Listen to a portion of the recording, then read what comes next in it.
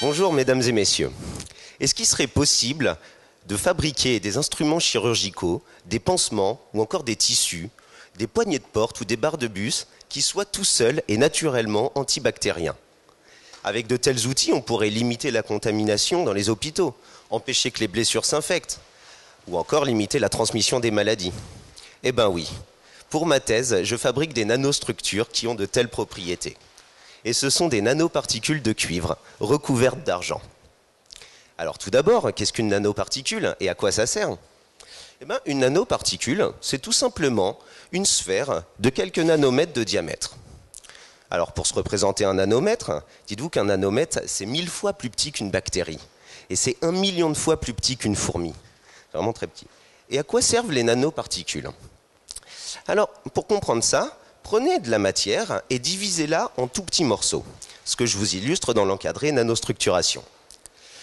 Lorsqu'on va diviser donc, cette matière en tout petits morceaux, on va augmenter la surface.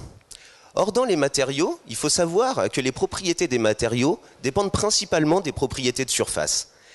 Donc, quand on va augmenter la surface, on va augmenter les propriétés. Et dans le cas des nanomatériaux, comme on divise en très très petits morceaux, on augmente énormément la surface et donc on augmente énormément les propriétés. Alors pour ma thèse, je fabrique des nanoparticules de cuivre recouvertes d'argent.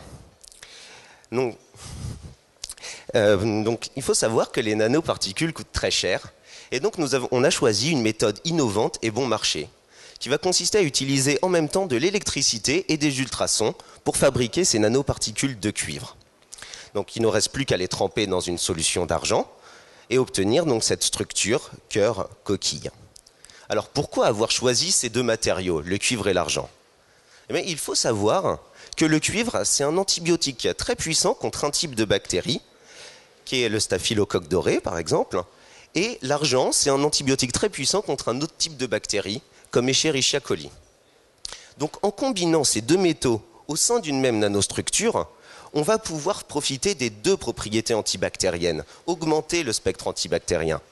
Et comme on fabrique des nanoparticules, eh ben, on va augmenter les propriétés antibactériennes grâce à cet effet nanométrique, et donc avoir un effet antibactérien très puissant.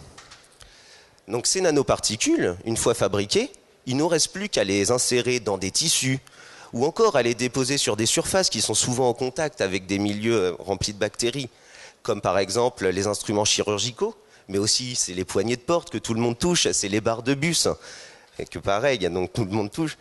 Et à l'avenir, si on pourra toucher ces barres de bus sans crainte d'attraper des maladies, ce sera peut-être grâce à ces nanoparticules cœur-coquille, cuivre-argent. Merci. Bravo.